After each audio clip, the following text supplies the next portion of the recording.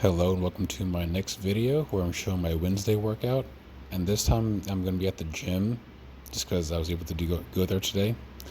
And you see a mix of doing cables and the gym workout because I missed a couple of exercises from recording my cable workout.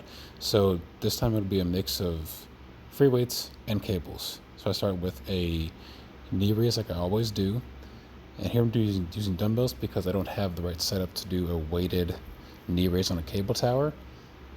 So I guess I just gotta do what I can. It's not the easiest to load because at some point your feet are becoming a little limiting factor of being able to hold the weight when it gets too heavy. And with doing this one, I am not able to get all 25 to 30 reps in one go because it does get a little more difficult the longer you do it. I think it's because you have to hold the weight in your feet and also have to stabilize your core and upper body even though you're being held by the machine. So it creates just a little bit more stress throughout the entire body. And I actually do feel it a little bit more here, I think just because of those factors. So the next exercise I'm going to be doing is a wide pull-up. You see me doing it here at the cable tower. And you see me also doing it at the gym as well. I added a wide pull-up just to add more variation to my lifts, and I never really do a wide pull-up. So I started doing it a little while ago, and I finally was able to get to 9 to 10 good reps on a wide pull-up. And it definitely feels harder because the range of motion is cut shorter and you're using more upper back than your lats. So you'll see me here doing it at the gym, and I will actually be doing not as much reps on this one. And part of it is because I'm doing a deload this week, but it's because for some reason when I do it on this kind of setup, I'm not able to do as many reps. And it could be because on a deload, I've noticed during this week that even though my body's resting, it's finally catching up to all the fatigue it built up. So I'm starting to feel a bit weaker and tired this week because of that. So next exercise you're going to see me doing is back to the cable tower, and it's going to be a cable pullover. And this also is just to add more variety to my lifts, and I've been wanting to add a diagonal pull or pullover movement to my lifts for a while. And it took me a while to figure out how to do this, but once I was able to do it, I really enjoyed it. I always like to have a pullover workout in my exercises because it moves the arms in an arc instead of straight up and down, which uses more lats. Well, the lats as a whole instead of one specific part of the lats. Specifically, pretty much the lower part of the lats, which is a part that I didn't notice was important or was missing until I started doing this. And actually does expand the chest more. It has to do with how your arms go over your head and how your abs and pretty much your entire core gets stretched. And it puts a lot of what I noticed actually stretches out the cartilage around the ribs, which expands the chest area. And then next, you're going to see me do the dumbbell version instead of the cable version. This is the more traditional way of doing a pullover. So you lay on your upper back on a bench like this, and you're going to let the dumbbell drift back over your head as far as it needs to go, and you're going to stop right over your chest, because if you try to go too far forward, you're going to lose tension on the lats. And you will, especially I do, feel your triceps in this exercise. It just has to do with how the arm is being stretched and bent. Because once I was done with this, I felt it all in my triceps, and it was, even though it was a very light exercise, haven't done this style in a while, so my triceps were just tired. Also because of it stretching out the abs and the rib cage a lot because of how the arm is going overhead, it actually does, in a way, increase the size of your, rib cage in your chest. So it will give you the appearance of having a wider chest area, which is something that I noticed after doing it for a long time, but I haven't done it in a while. Next, you see me do front raises.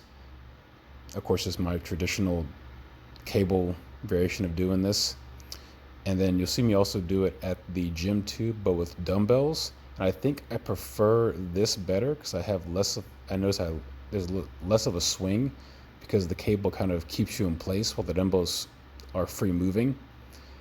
And also with this, I use lighter weight because doing too high of weight puts off stress on my trapezius and just makes my shoulders feel kind of awkward. Here's some new dumbbells, and you'll see there's some swing in here because you're having to catch the weight on the way back down instead of the machine doing it for you. And I have not done dumbbell front raises in a long time, so I just picked a random weight that's good for the deload week and it ended up being way too light. So I just did it until I was close to getting a couple reps away from not being able to do one anymore. And normally I would now that I see this, I'm definitely going to be in more control of my swinging and core next time I do this exercise. Next is my Egyptian lateral raises, which you've already seen. And I just do this variation to have more variety as opposed to just doing the regular cable lateral raises every week. And doing this, it's going to put way more stress on the side delt because it does take away the stress in the work from the upper back and the trapezius, which actually gets the weight moving. And of course, I prefer to do this at a much steeper angle, but it just depends on your setup. You see me here dealing with dumbbells. Again, I didn't know what dumbbell or weight I needed to use for this. So I just picked a somewhat light or moderate weight and just did as many as I could and wasn't really too focused on the total amount. It's more just me focusing on the tension and the burning that I get from the exercise because this is a deload week. I'm not trying to push any progression this time. And doing it here is actually really awkward because I'm having to hold on to something and your grip can be a nuisance in this kind of exercise because you're having to be sure to hold yourself, also keep yourself angled at the same time. So my next exercise you're going to be seeing is me doing, I believe it's hammer curls. Yep, it's hammer curls. Again, I have not done a dumbbell exercise in a while. Hammer curls, same thing, just picked a weight and went did way more reps than I thought I was going to be doing, but I'm okay with that. And you see me doing a little bit of swing. Now that's just from me not using dumbbells for a long time, but preferably less swing is important. Here, you're going to see me do barbell curls, and I didn't realize that I deleted the other video that had the entire set. I think this was just me setting up something, and then I just forgot that I deleted the wrong video, so you have just the 2 reps there. The next one you see me doing is a barbell upright row, and I normally do this with the cable tower, but doing barbells here instead. And hadn't used the barbell for this exercise in many months, and it definitely felt a little awkward just pulling it up and down. Even though I had my hands in the right place, it just felt weird on my trapezius and my shoulders, but it's just because I'm not familiar with it as much anymore. And normally with this, it's better to have your hands further out so you're not putting too much pressure on the internal rotator of your shoulder. And you're trying to pull it, you're almost treating it like a lateral raise. So you're pulling with your elbows, trying to push your elbows outward. And that was about it. You see my workout right here. That is it. So see me in the next video. Have a nice day.